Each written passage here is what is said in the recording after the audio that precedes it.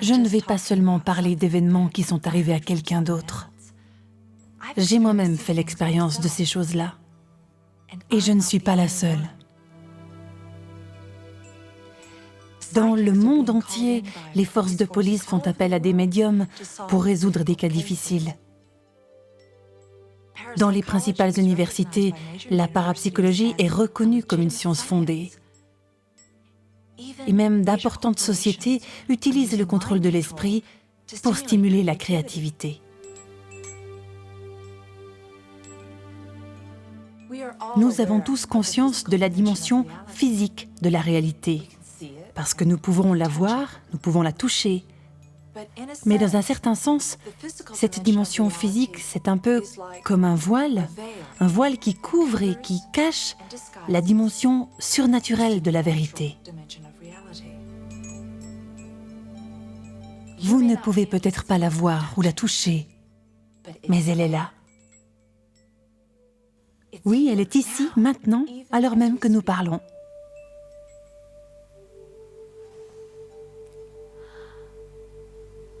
Je crois que certaines personnes, comme les artistes ou les scientifiques, sont particulièrement sensibles à la dimension physique de la réalité. D'autres sont très sensibles au surnaturel.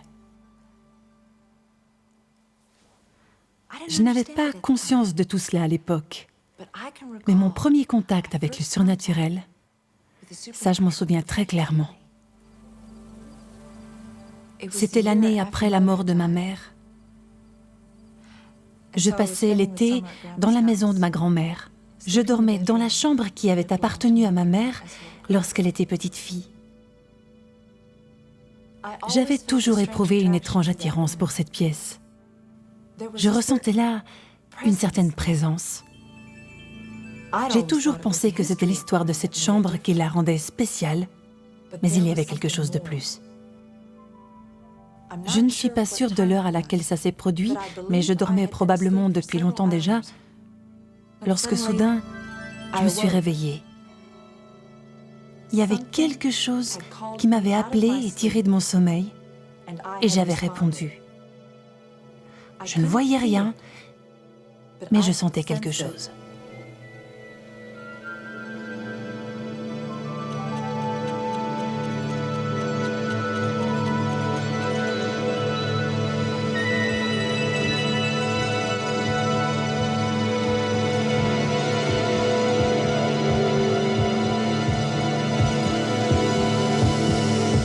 Et puis c'est parti, tout simplement. Mes sens étaient tellement en éveil que même le silence de la nuit semblait bruyant. Et puis j'ai entendu un bruit à l'extérieur. C'était un cheval. Immédiatement, je me suis levée et je suis allée vers la fenêtre ouverte. Je n'en croyais pas mes yeux. Là en bas, sur le chemin qui conduisait à la maison, il y avait un homme monté sur un cheval blanc. Il ressemblait à un puissant guerrier, comme j'en avais vu dans les livres. Sa longue tunique blanche flottait au-dessus de sa monture. Tous deux semblaient scintiller sous les rayons de la lune. Leur apparence était translucide, mais ils étaient bien réels, pas imaginaires. Au début, je n'étais pas certaine de mon contact avec le surnaturel. Mais cela a changé lorsque j'ai commencé à réaliser que ma sensibilité pour ces choses, ce n'était pas un accident. Et au collège, mon expérience s'est intensifiée lorsque j'ai commencé à suivre les cours de Gloria Graham. Si nous voulons entrer dans un nouvel âge, les choses anciennes doivent disparaître. Les anciennes manières de penser, les anciennes manières de voir doivent être enlevées pour faire place à la nouveauté. Certains considéreront ce processus comme une crise. Ils vont dire, mais ce sont les choses qui nous donnent notre stabilité, un sens, un but. Ce sont les choses en lesquelles nous croyons. Mais je dis, soyez forts, soyez courageux. La peur ne doit pas vous empêcher d'atteindre la totalité de votre potentiel. Nous entrons actuellement dans un nouvel âge. Et c'est à vous de choisir si vous voulez en faire partie ou pas.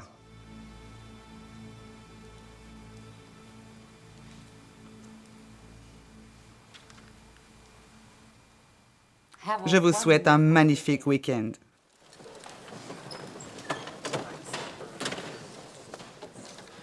Excuse-moi, je crois que t'as oublié ça.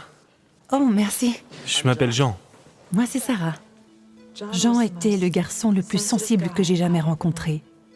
Il n'était pas autant engagé que moi dans la parapsychologie, mais je sentais que son potentiel était élevé. Probablement plus que le mien.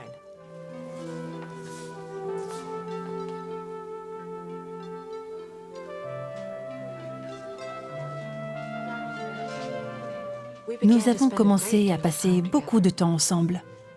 Nous avons discuté des heures au sujet des concepts de Gloria. Et je crois qu'avant même de réaliser ce qui se passait, nous avons construit notre petit monde à nous. Auparavant, je n'avais jamais fait autant confiance à un homme. Je crois que j'étais amoureuse de lui.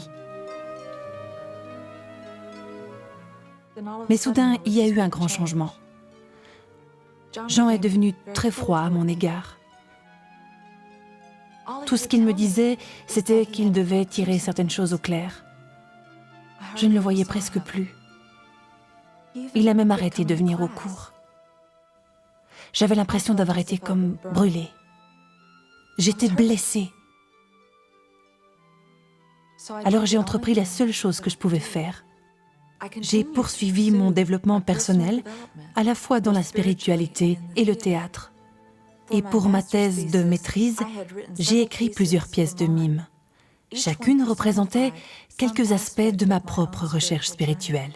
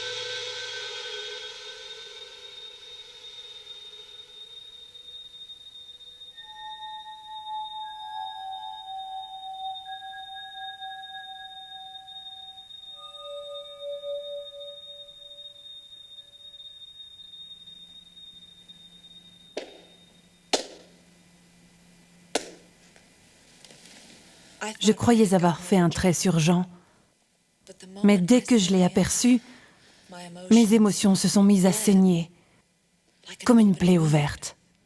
Je dois te parler de quelque chose.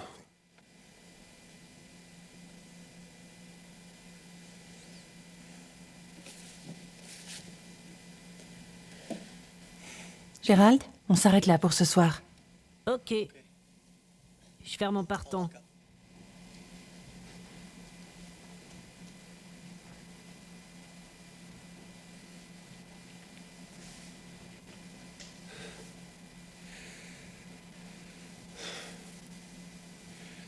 Sarah, je tiens vraiment à toi. Mais Jean, c'est ce que tu m'as dit il y a un mois et je t'ai pas revu depuis. Sarah!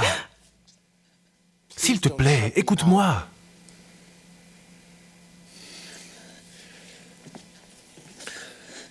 J'ai dû réfléchir à plusieurs choses. Ça n'a pas été facile pour moi.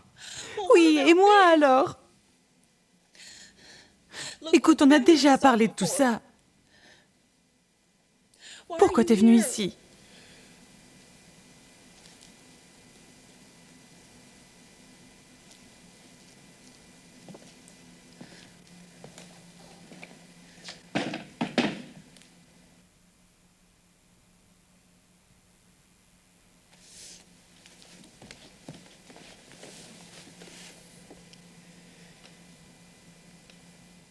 Je suis venu te demander de ne pas participer au séminaire de Gloria ce week-end. Mais de quel droit tu peux me dire ça? Bien, je n'en ai peut-être pas le droit. Mais je tiens à toi. Et je pense qu'on te trompe.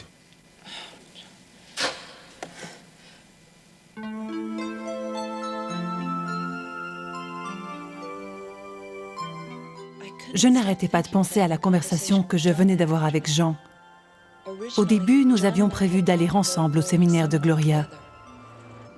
Je crois qu'en mon fort intérieur, j'avais espéré que Jean vienne avec moi, mais je ne m'attendais pas à ce qu'après 3 semaines de silence, il me demande finalement d'y renoncer. Après cette introduction, venons-en aux choses sérieuses.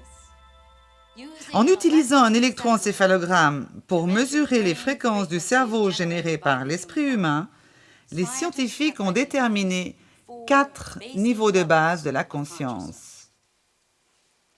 Bêta, alpha, theta et delta.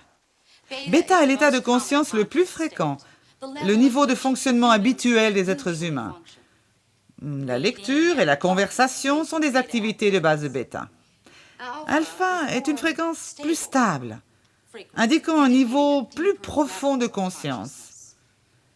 La plupart des personnes expérimentent alpha durant des périodes de relaxation profonde, comme le matin après une bonne nuit de repos, lorsque vous n'êtes pas tout à fait éveillé, mais plus du tout endormi. La technique de méditation que vous avez apprise durant ce semestre a pour but de vous conduire de bêta à alpha. Comme beaucoup d'entre vous, vous allez certainement le vivre, la méditation au niveau alpha vous permet d'entrer dans votre potentiel créatif et d'atteindre un niveau de relaxation permettant au corps de s'énergiser et même de se régénérer. Theta et delta représentent les niveaux les plus profonds de la conscience. Il existe 7 niveaux de delta. Le niveau 7 est celui que nous appelons la conscience de Dieu ou la conscience cosmique.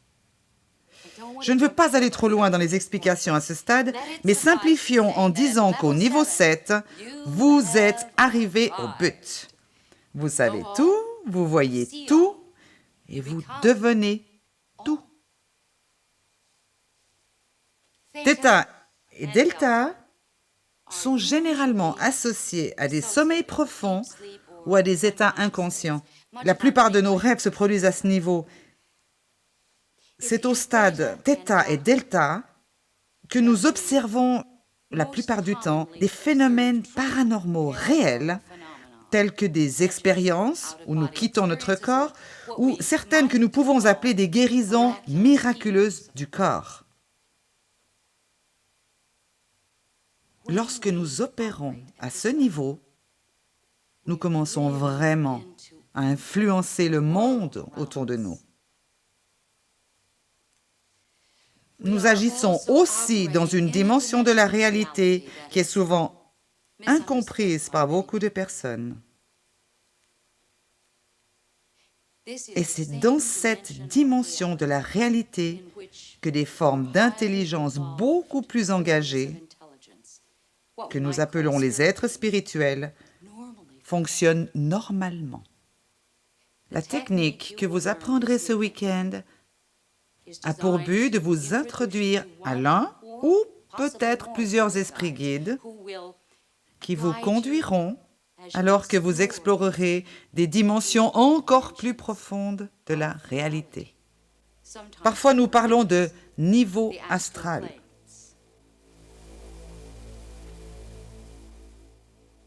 Maintenant, nous allons compter jusqu'au niveau alpha comme nous l'avons déjà appris. Mais, cette fois, au lieu de projeter une circonstance ou une situation familière sur l'écran de votre esprit, je veux que vous créiez un endroit très spécial. Ce peut être dans une grotte ou dans un château, ce que vous désirez. Cela deviendra votre point d'attache. Dans cet endroit, placez un fauteuil confortable. Directement en face du fauteuil, placez une porte. Est-ce que vous la voyez? Bien. Imaginez-vous assis, détendu dans votre fauteuil, alors que vous attendez votre esprit guide. Lorsque votre guide entre, saluez-le et faites-lui confiance. Lorsque votre guide vous invite à le suivre, n'ayez pas peur. C'est le début de votre voyage. Pendant que Gloria nous conduisait au niveau alpha, j'ai projeté dans mon esprit une salle dans un château médiéval. J'étais assise dans un confortable fauteuil en velours rouge. En face de moi se trouvait une grande cheminée et à côté d'elle, une porte en bois avec de lourds battants. Assise dans mon fauteuil, j'étais détendue et pourtant pleine d'attente. La porte a commencé à bouger très, très lentement. Alors qu'elle s'ouvrait, un fin rayon de lumière a percé l'obscurité de cet endroit. Toujours aussi lentement, la porte a continué de s'ouvrir, puis la lumière a inondé toute la pièce. Une silhouette se tenait sur le pas de la porte, mais je ne la voyais pas précisément car elle était enveloppée de lumière. Je voulais me lever pour saluer mon guide, mais je me sentais collée à mon siège par un flot d'énergie qui se déversait depuis la porte. Lorsque la silhouette a fait un pas en avant, j'ai vu qu'il s'agissait d'un petit homme, pas plus grand qu'1,50 m. Il était revêtu d'une tunique grise et tenait un long bâton noir étincelant, orné de joyaux. Ses cheveux étaient blancs comme la neige et il avait une longue barbe blanche. Son visage rayonnait de bonheur et ses yeux semblaient pénétrer mon âme. Mon enfant, je suis heureux de t'avoir. Alors que je tendais la main en direction de mon guide, j'ai entendu Gloria qui comptait pour nous faire revenir. Je voulais rester avec mon esprit guide, mais je me suis sentie redescendre au niveau bêta. Après la méditation, le cours s'est terminé, j'ai regagné ma chambre. D'une certaine manière, j'avais été changée par l'expérience de cette soirée. C'était comme voler. Une fois que vous avez vu le sol depuis le ciel, les nuages, les bâtiments, les voitures, votre manière de voir le monde change pour toujours. J'étais prête à aller plus haut. Et pourtant, en même temps, je me sentais accablée. J'ai pensé à ce que Jean m'avait dit plus tôt dans la journée. Comment peux-tu être sûr de ton expérience? Jean, parce que c'est moi qui ai la vie. Non. Non. Je discute pas le fait que tu vis une expérience. Je crois que c'est le cas. Ce que je te demande, c'est comment sais-tu que ton expérience est vraiment ce que tu penses? Comment sais-tu qu'elle est vraiment bonne? Que tu t'es pas trompé? Comment le sais-tu avec certitude? Mon expérience ce soir-là avait été tellement incroyable que je n'acceptais pas le fait qu'elle puisse ne pas être une bonne chose. Alors j'ai décidé de demander conseil à mon esprit guide. J'ai compté pour atteindre le niveau alpha et j'ai tout retrouvé comme auparavant. Le fauteuil, la cheminée, la porte. Mon esprit guide est entré. Il a souri et il a tendu la main vers moi. Et là, en face de moi, il a commencé à se transformer. Une odeur affreuse a rempli la pièce. En quelques secondes, sa peau est devenue rugueuse et épaisse. Ses yeux étaient maintenant en rouge foncé. Son corps semblait être celui d'un animal qui marchait sur ses deux pattes arrière. Il paraissait devenir plus gros et plus puissant. Il était pathétique, mais brutal. Il me regardait d'une manière perverse. Un rictus déformait son visage. Sa présence malfaisante traversait mon être entier comme si de l'eau glacée coulait dans mes veines. Je me sentais paralysée, prise au piège. J'ai dû réunir toutes mes forces et ma volonté pour me sortir de cette expérience. J'étais complètement bouleversée. Je n'ai pas pu dormir cette nuit-là. Au matin, je suis allée voir Gloria.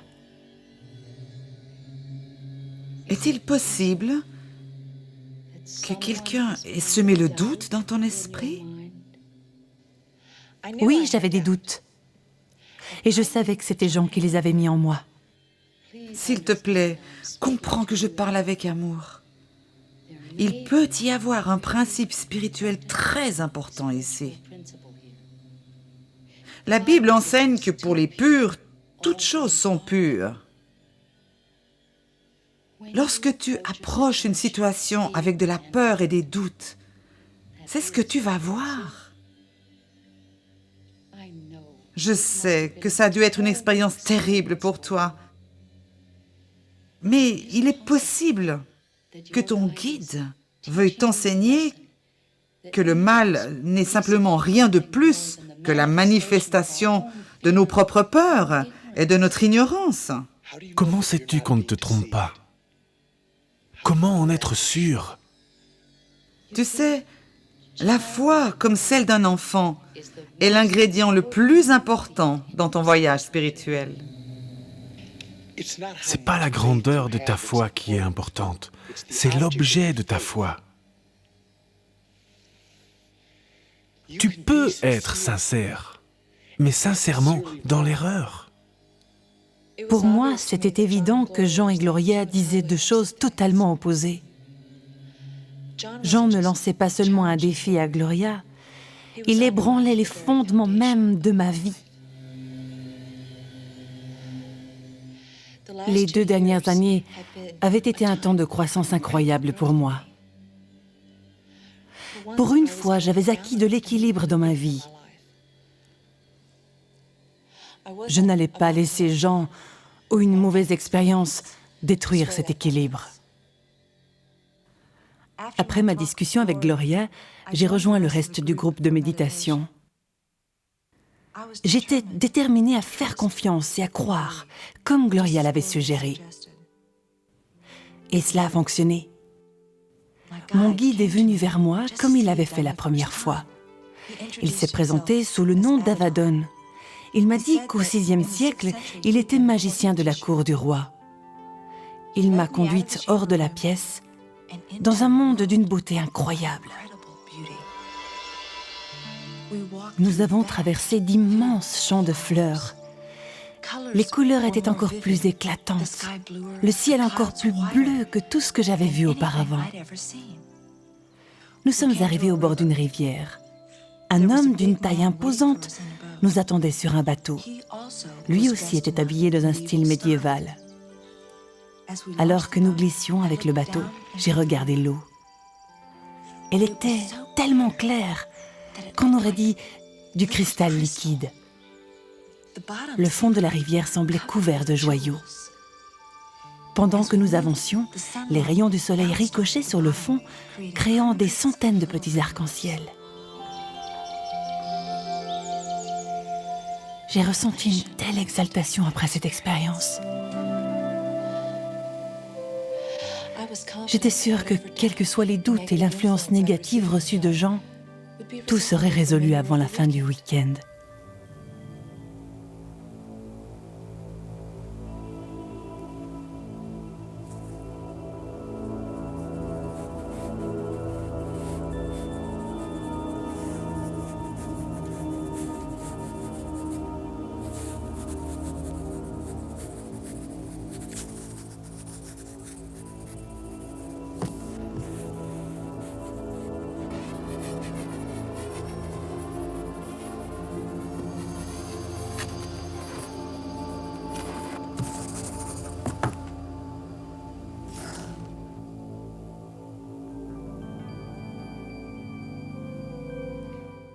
Vous voyez, la religion orthodoxe n'est pas basée sur la foi, mais sur des peurs non réglées.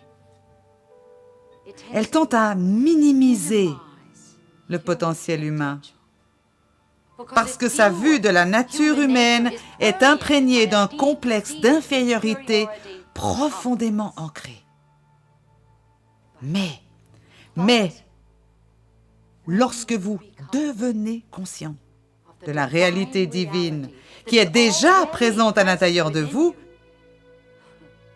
il n'y a aucune place, ni pour la peur, ni pour un complexe d'infériorité.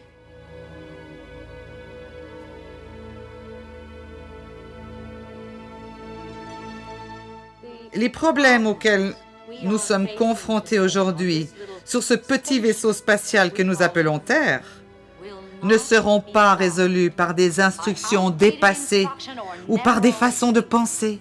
Si nous voulons survivre, nous devons travailler pour un nouvel ordre mondial. Et par là, j'entends un seul gouvernement, une seule économie et une conscience globale unifiée.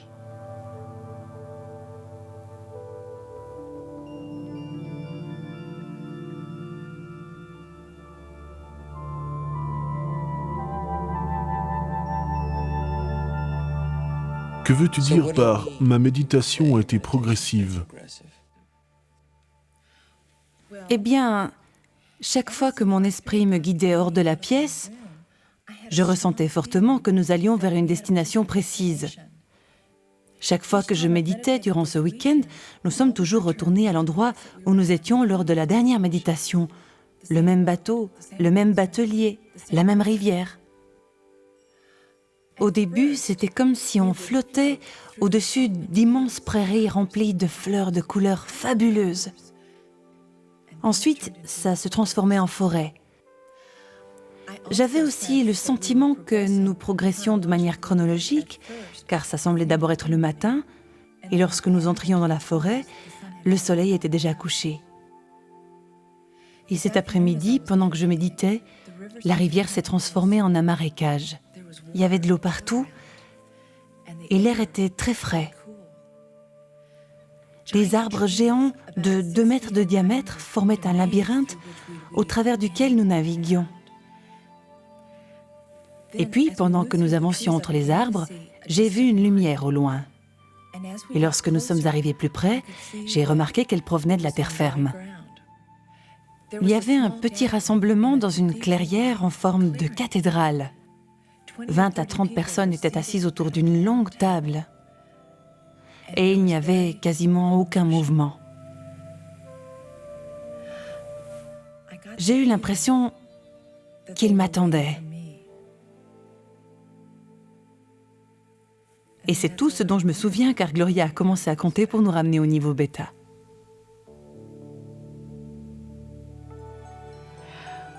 Le dernier soir, nous sommes restés assez tard à discuter, mais je n'avais toujours pas sommeil. J'ai décidé de relater les événements des derniers jours dans mon journal et avant de me coucher, je voulais encore méditer. Lorsque j'ai commencé à réfléchir, mon esprit a été envahi de la conviction que je n'avais pas encore répondu aux objections de Jean. Il avait employé à plusieurs reprises le terme « point de référence ». C'est comme un homme, dans un bateau, dans un brouillard dense, à la dérive sur une mer sans fin, sans point de référence. Il serait perdu.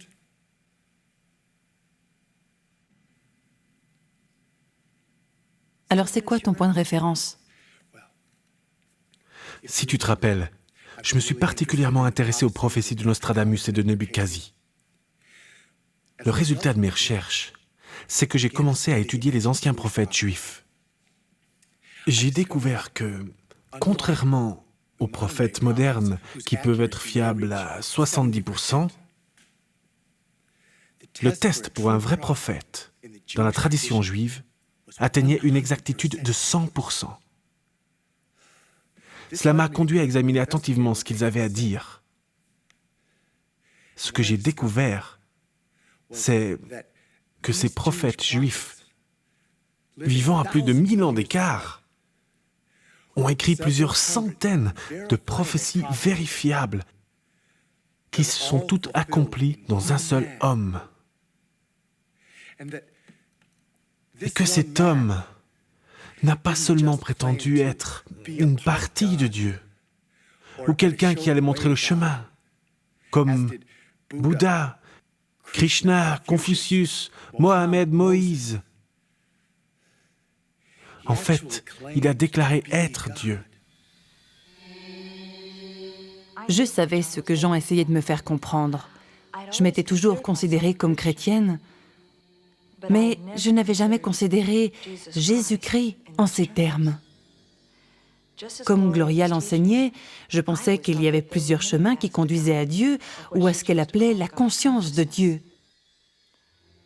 Mais la pensée qu'il puisse y avoir un bon et un mauvais chemin, ça me choquait profondément. En réfléchissant aux arguments de Jean, je me suis sentie soudain très mal à l'aise.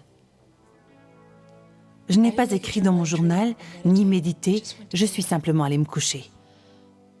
Je dormais depuis environ 1 heure lorsque je me suis sentie glisser dans une projection astrale. Je me suis trouvée dans le bateau avec mon esprit guide au même endroit que nous avions quitté lors de ma dernière méditation, sauf que cette fois, je ne méditais pas. Le batelier nous a conduits sur la terre ferme juste en face de la clairière. Abaddon est entré dans la clairière et je l'ai suivi. Maintenant, je voyais clairement devant moi la table du banquet. C'était très élégant. Les couverts étaient en or, en argent et en joyaux précieux.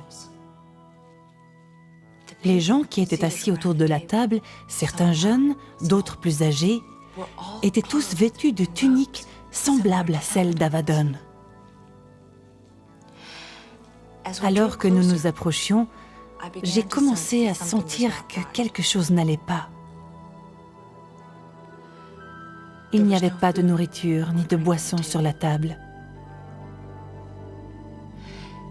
Les personnes, presque immobiles, me fixaient avec des yeux vides.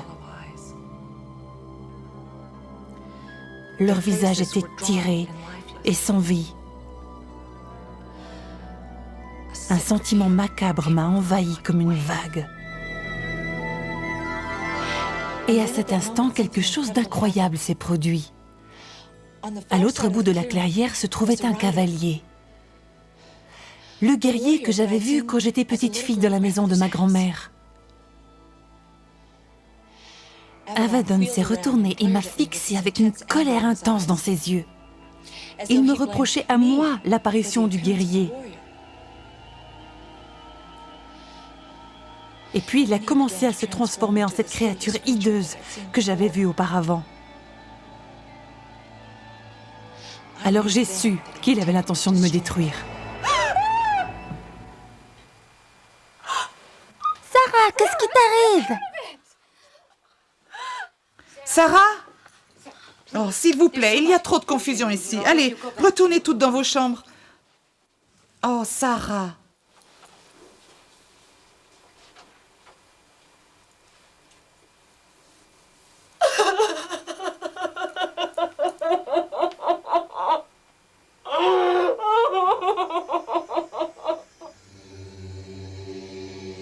Je suis sûre qu'il a fallu à Gloria plusieurs minutes pour me calmer. Je lui expliquais ce qui s'était passé et elle semblait perplexe. Peut-être que le guerrier est un esprit plus grand qui te protège. Oh, je pense que la meilleure chose que je puisse faire pour toi, c'est de t'aider à te relaxer pour que tu puisses dormir. Donne-moi tes mains. Ferme les yeux. Relâche tes épaules. Prends une profonde respiration. Expire lentement.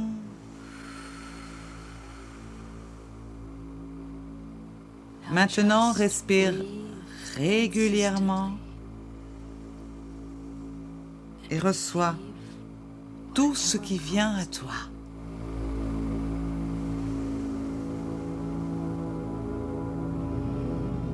En quelques secondes seulement, un courant chaud a commencé à couler des mains de Gloria dans les miennes, puis dans mes bras et mon corps entier.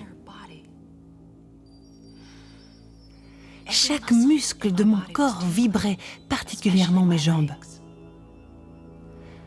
Je me sentais légère et détendue. Et puis, pour une raison inconnue, j'ai pris conscience de l'étreinte des mains de Gloria. C'était incroyablement ferme, presque surhumain. Ce qui émanait de Gloria, ça ne venait pas vraiment d'elle. Elle était seulement l'instrument de quelque chose de plus grand qu'elle. Je ne remets pas en question le fait que tu vis une expérience. Je crois que c'est le cas. Ce que je te demande, c'est comment sais-tu que ton expérience est vraiment ce que tu penses? Comment sais-tu qu'elle est vraiment bonne? Que tu ne t'es pas trompé? Comment le sais-tu avec certitude? J'ai réalisé que j'étais plus que simplement détendue. Je ne pouvais plus bouger. Je voulais me lever. Je voulais savoir ce qui m'arrivait.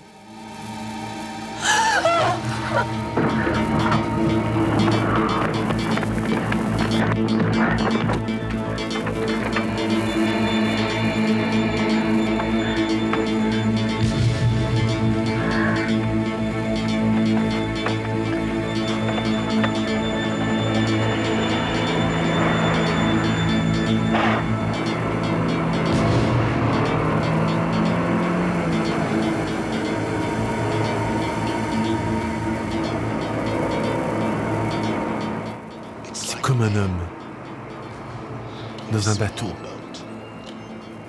dans un brouillard dense, à la dérive sur une mer sans fin. Sans point de référence, il est perdu. Perdu. Perdu.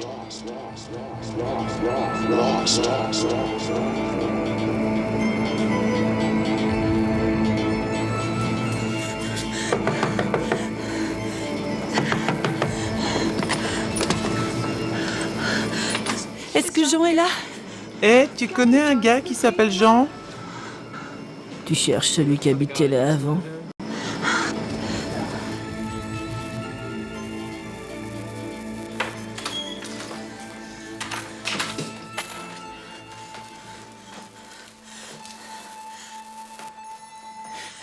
Oui, Jean Elliott.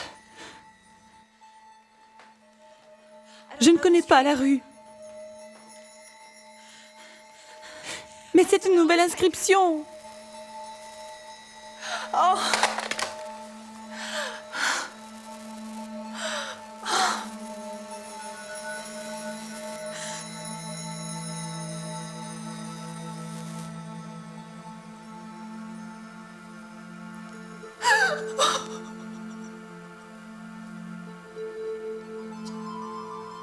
Je savais que ce que j'étais en train de vivre n'était pas seulement une projection de peur et d'ignorance, comme Gloria l'avait suggéré. Je me trouvais en face de quelque chose de vraiment réel et de totalement malfaisant.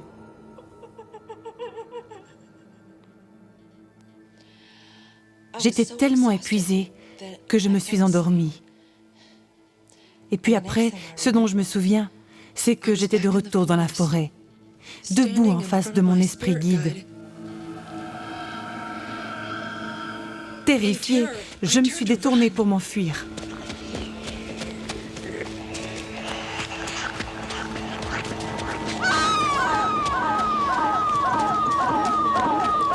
La forêt était devenue vivante, remplie de présences malfaisantes. Alors que je courais comme au travers d'une foule hostile, j'étais poussée et bousculée par des êtres que je ne pouvais pas voir.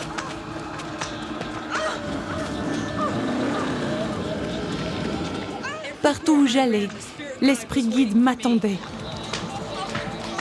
Et puis, du coin de l'œil, j'ai vu le guerrier qui s'approchait de moi, au galop.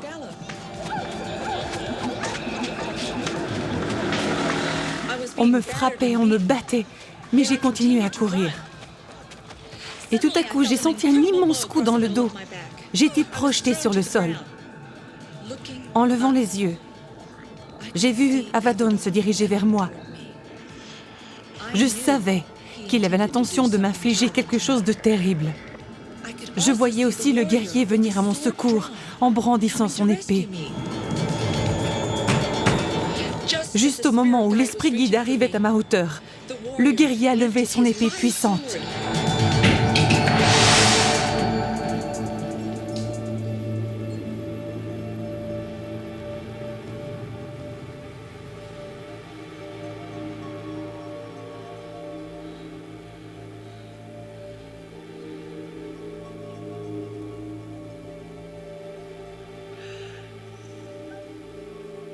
Savez-vous pourquoi je vous ai raconté cela? Pour vous avertir.